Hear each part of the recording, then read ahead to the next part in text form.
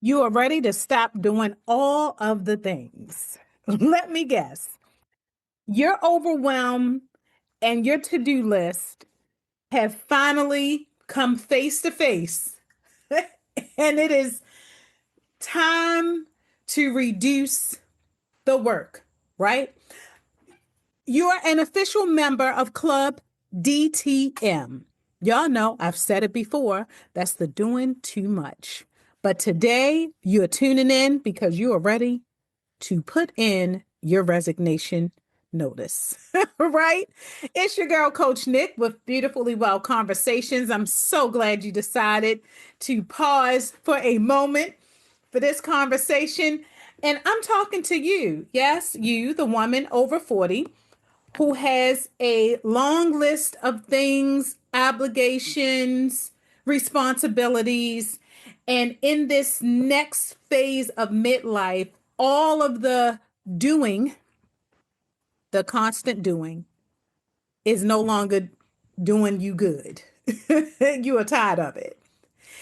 But you also know that because you are that person who is the go-to person who has maybe even more responsibilities on your plate than the average person, that you have to begin to let go, but it requires some thought. It is a process and a strategy. Well, you've tuned into the right conversation. I'm excited to have you with us. I will tell you, this is not a script. Well, none of our podcast episodes are scripted, but they have an outline. This has no outline. This is just straight talk because this is a topic that right now for me, I'm in the heart of it myself. It's a feel good topic. It will get a little uncomfortable, and I'll share with you why that is the case. Because anytime we are at a point where we're ready to turn a page, you're ready to turn to that next chapter, a new start, in order to get comfortable, it creates an environment where you're a bit uncomfortable at first. And I will tell you this framework that I'm going to share with you, it is 3 steps, right? Because we overwhelm easy. We're already overwhelmed. But this is a 3-step framework to help you to be able to reach a point where you can begin to build some clarity around the life that you want to live as a woman over 40. And it's going to require some work, right? So if you've been tuning in, you know my backstory. You know that I became a full-time entrepreneur in 2019, just a few months before the global pandemic.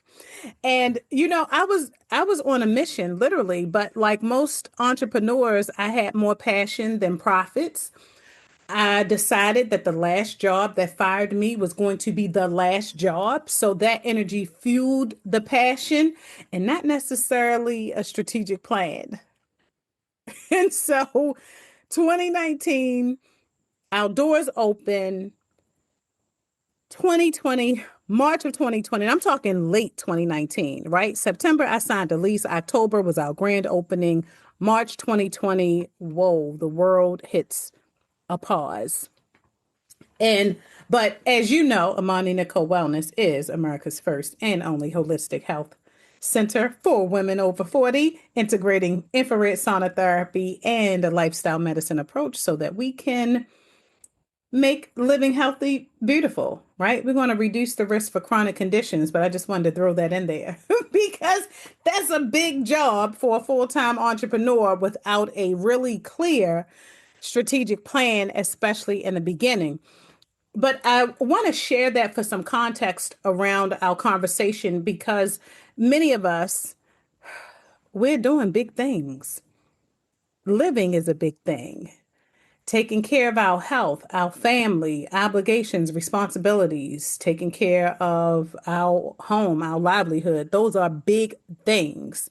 And so, this big thing that I'm doing, managing this business, getting ready to push that little button on 50, there are a lot of times where I'm just in deep thought because I know you felt this way before, where the week ends and when the weekend starts, the work week ends, it felt like autopilot, right? You are in a constant move and go. I mean, this it's like the hamster on a wheel, right? The car with the key still in the ignition, but it's in park.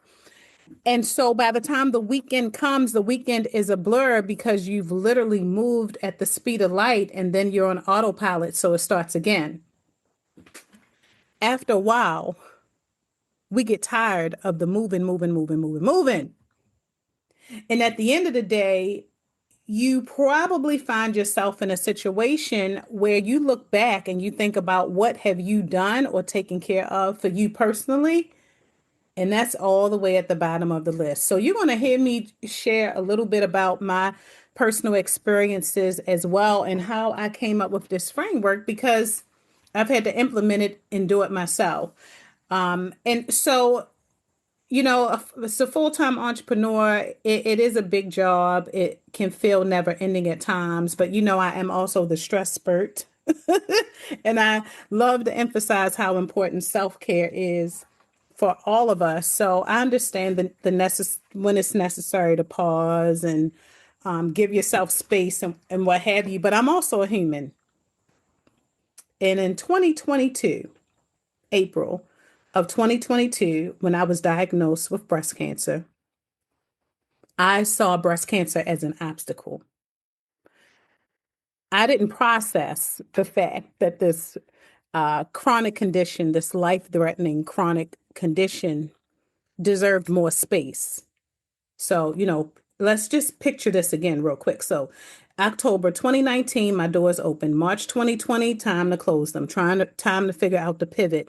While business life showed up, and thankful to the support that I had and some of the partnerships and organizations, things came through. And in 2022, that was my best year in business. As a matter of fact, January of 2022, we launched America's first diabetes prevention program exclusively in American Sign Language. And the state of Maryland, y'all know I'm from Baltimore, the state of Maryland, first diabetes prevention program delivered in Spanish. So we had great things going on, right? That's January 2022. And then April 2022 comes along, and here is the diagnosis, and I have a lot of work to do. So honestly, at that time, I thought I made the right decision, which was to one, keep the what I was going through as close to home as possible. Just those who needed to know. It was on a need to know basis. I needed normalcy at that time. And so while there's a side of me that does not regret the fact that I was able to create a normal environment despite what I was going through. The regret for me is that I chose not to take sufficient space to give that situation the space that I know it needed. And trust me, it showed up later on because survivorship is not a game. So for my breast cancer survivors out there, just know, you are near and dear to my heart. The struggle can be so real. But 2022, I got through it. Surgery, doctor's appointments, back and forth, 33 rounds of radiation. October 2022, I ring that bell, the last day of radiation, and business is still moving and going. And y'all, a whole lot of stuff happened in between, but I'll save that for a whole nother podcast. But when I go back and reflect, I think about how often do we put aside some of the time that we need to process and get clear so that we can keep moving. So although I share quite a bit of my experiences as an entrepreneur, I know period, at the end of the day, we're all working out life, and life shows up. And sometimes it shows up, and when it does, we are so deep into the caring and the supporting and the things that we need to do that we find a way to appease our own personal situation, but without the needed time. And that is why I wholeheartedly feel that midlife is such a blessing. It's such a gift. I know, y'all. Hot flashes, night sweats, mood swings, hormonal fluctuations, the whole thing. Yeah, your girl said it. I view it as a gift. I view it as a gift in between the chaos because this is a season of clarity, relief, calm, and the less is more. You want to hear me talk about it all the time. The less is more. And because we're in this place where we overwhelm easy, because not too long ago, we did not feel like life was complex or overwhelmed when you were doing the 85,200 things. You didn't feel that way. You were on autopilot and repeat because the energy was there. That chapter called for it. And now that chapter is saying, oh, no, we've got to turn the page. You're listening this far into this episode because you are ready to turn the page. You hear that? You ready to turn the page. The chapter is turning. It's turning. We're going to turn it with this three-step framework to help you get into the less is more mindset. But you want to do it without emotion. We want to get clear with this, y'all, because I understand the I don't care club. I understand it. I'm telling you, with these hormonal fluctuations, there are a lot of things that you're saying, forget about it. Can't do it, won't do it. Boundaries are in place. And hopefully, these boundaries are in place without guilt. But when we are going to create this chapter of life that feels good in every aspect and every angle, it has to be clear, strategic, and without emotions. Because this truly is a game plan. It's a game plan. And while it's going to feel a little uncomfortable while you navigate through these three steps, it's going to put you at a comfort level that eventually feels good, especially if you decide to not just listen, but to implement it. All right, so come on, let's get into it. This is the three-step framework to help you build clarity around your next step without emotion, with good thought. But it's also going to take some time. As a matter of fact, that first step to the framework is going to require patience. Yeah, patience with yourself, especially if you are struggling with guilty feelings when you take time for yourself. It's going to require patience. I would even say a layer of grace. If you are that person who still views taking time for yourself, y'all know that S word, you know it, that you're being selfish because you're taking some necessary time for you. The first step is going to require the pause. How long is it going to take you to assess your situation? Is it an hour away at the park, at the I don't know, maybe you carve out study time at one of the libraries that have the space or the room that you can book for yourself. Is it your favorite cafe with outdoor seating? Is it going to take 8 hours? Is this something you'd like to do over a weekend? You decide. The first step is to assess. And to do this assessment, you're going to need quiet. You're going to need space. You'll need no distractions, no cell phone, right? Even if you, oh, Nick, I'm going to go ahead and I'm going to put my timer on so that I can time this all out. You know what you're going to do with your cell phone? 30 minutes into this pause, you'll be scrolling TikTok or Instagram. Know yourself. Give yourself this quiet time, this peace, so that you can assess where you are and where you want to be. Where are you right now? Something pulled you into this conversation. Life is showing up and it's not all negative. You're just in a place where what's showing up is too much.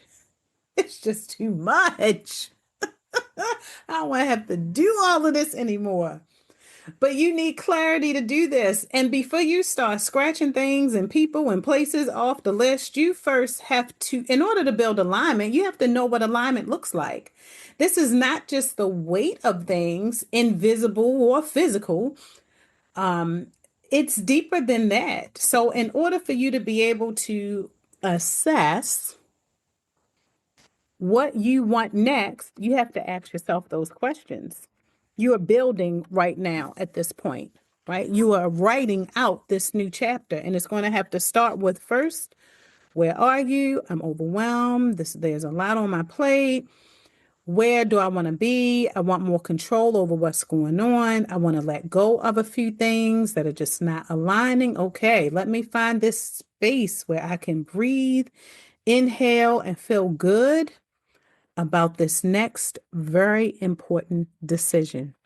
How do you get to this next decision after you've carved out some time to even assess what does this clearer life, calmer life look like? Well, step two in a framework is to evaluate. Now you got to do some deep work. Now I know you have about 4,800 journal books. Pick one. Pick a journal book. You need paper for this. We're not using electronic devices. I'm going to emphasize that in just a second, right? But you step two, you're going to evaluate. You need that journal book. You got more than enough. Just pick one. You only need two pens. Okay? Two pens. You don't need 45 pens. You need two pens. So if one runs out of ink, there's the other one. You don't need no highlighters. You're not highlighting anything at this moment. We got to keep this at a minimum, right? You're not pulling out that iPad, you're not pulling out that electronic device. I have a remarkable, I hardly use that thing, but it was really cool when I was engaged, engaged with it. So why are we going back to paper and pen, y'all? Why are we opting out of the electronic devices? Well, I just shared with you the reason why you're going into this space with number one to assess. You're not using your phone as a timer close to you so that you struggle with resisting the urge to pick it up and do other things on it. It's the same thing if you say, well, you know what? I'm an electronic girl, Nick. I'm good with this. I like to write on my iPad. No, no.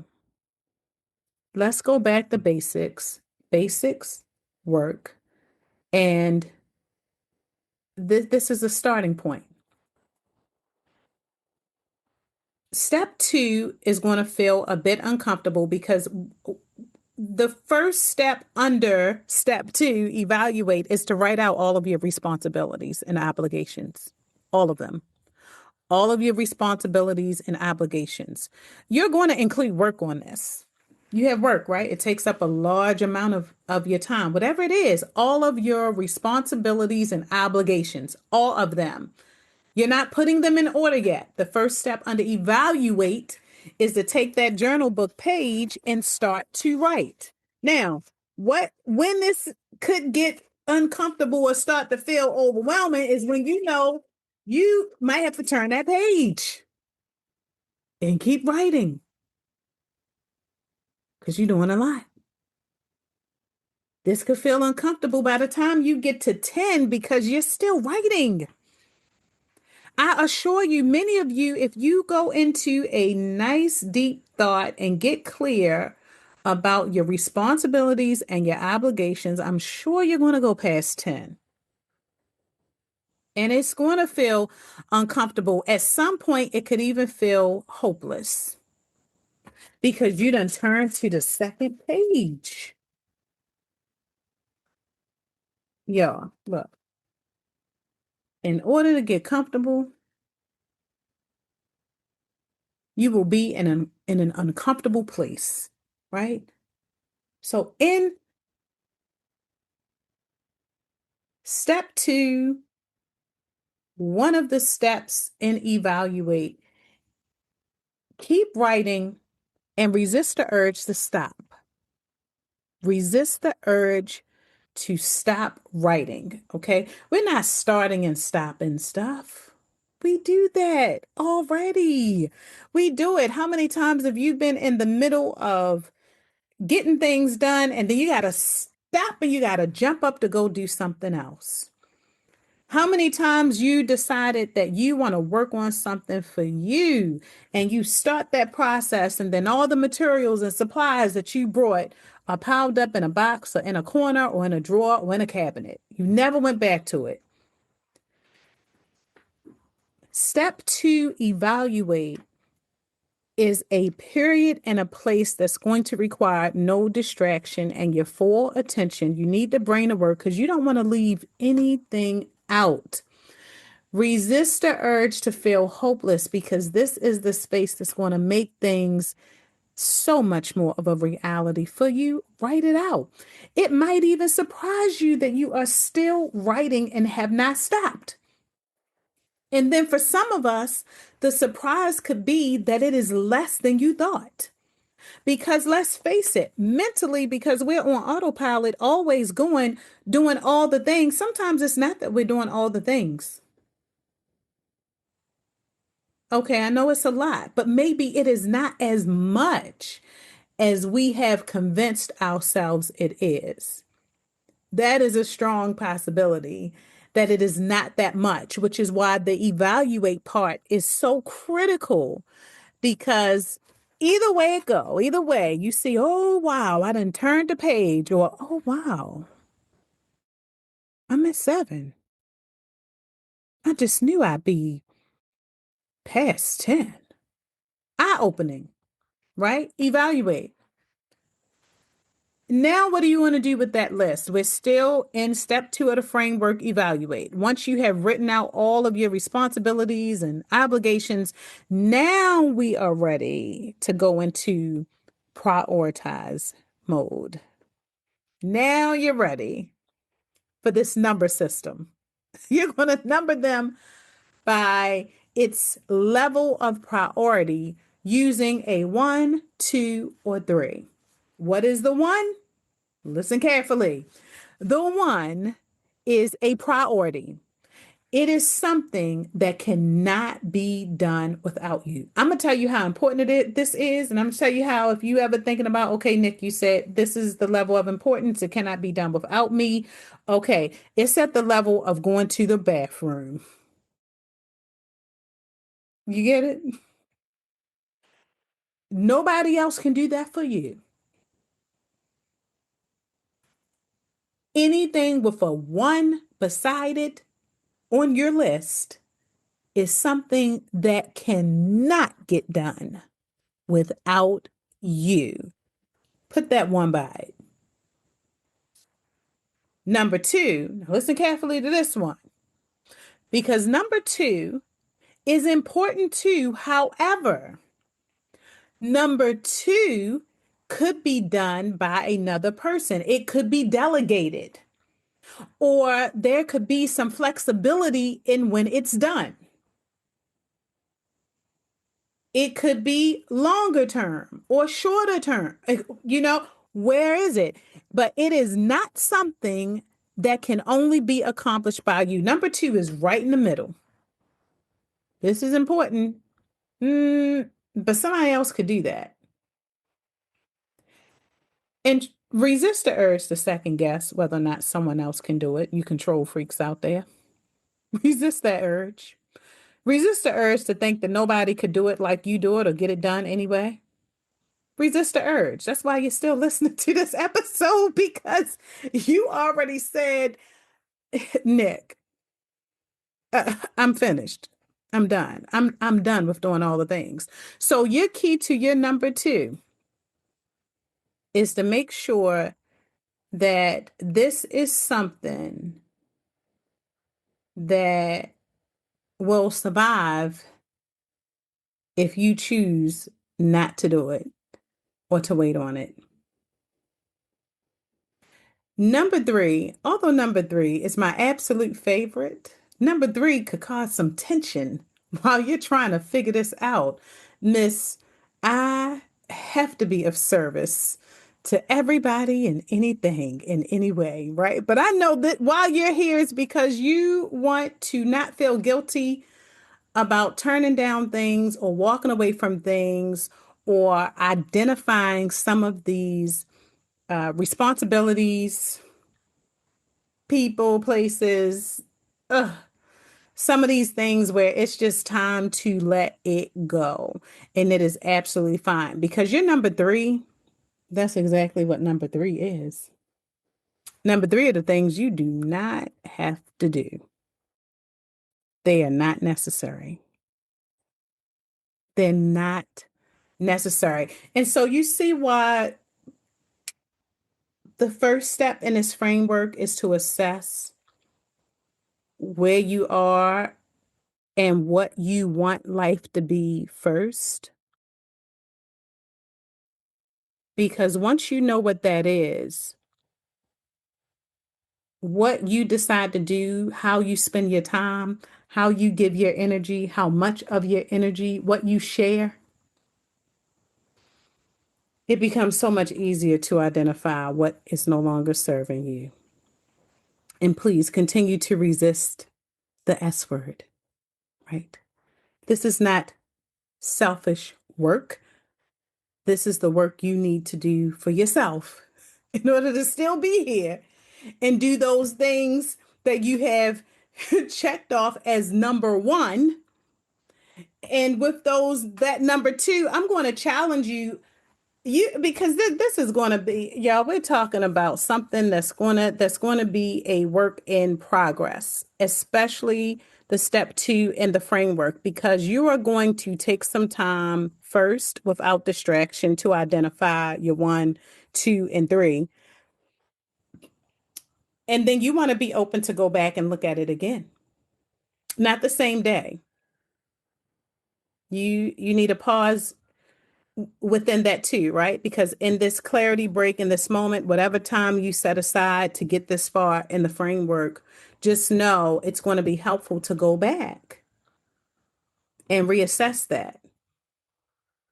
But your number three should not number three should not change. The current number threes, what you put the three to should not change.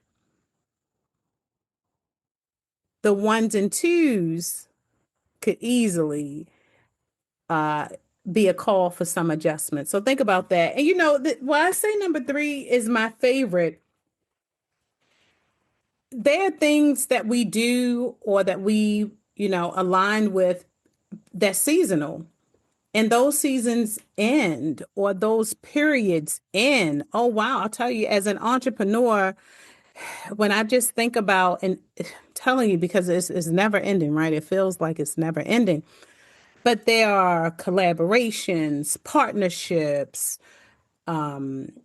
opportunities that were just absolutely amazing. They came at a time where it made sense for both myself and those collaborations. But then, over time, you got to evaluate. And it's the same thing for those partners, organizations, y'all. I'm not trying to say, that now you are no longer serving me. I no longer want to serve you. That's not the attitude. The point of it is sometimes our hands are in too many pots. How effective or successful is that over time? Your hands, you're stretched. Sometimes we do what we have to do for the moment. Sometimes a an obligation works and it fits. You want to be on every committee that exists. Or people call you because you're an excellent planner. Or maybe you're that person who knows how to put together things, right? I don't know. Yeah. Okay. I create obituaries. I don't advertise that. And sometimes I'll step in and I can do it, within my heart. It's one of the things I actually enjoy doing, especially if I don't have a close connection to the person or to the family, but it's not something I advertise, right? So I just share that to say that sometimes we are just so involved and you can still be involved. You can still share your joy, your resources. You can still share your time. But in this season, in this chapter, it's with more intention. And it's recognizing some of those things that, I mean, they've clocked out. you got you you want to scratch them off the list. You're going to draw a line through it and you're going to put that number three right there. All right. So I didn't talk so much I forgot that I haven't talked about number three because number two is where we spent the most time. Because now that you have assessed what you want this next chapter to look like, you've taken one of those 5811 journal books out the closet off the shelf, or it's right there on your desk, and you have evaluated what all of your responsibilities and obligations are, and you've used that 1, 2, 3 system to look at what's the priority most important and what are some of those things that I can that I can build in some support around, and number three, the things that it's just that's a flat out no, I don't think so. Well, now you have to do it. Now you have to put it to work. We're not starting what we're not going to finish. This framework will not have the effects, well, I'll say the results that you're looking for without implementation. You have to execute. And this is also when you just think about life, it's not like soon as we wrap up this podcast, now you are ready to go into assessing your life. We know it doesn't happen that way. But this framework is a process.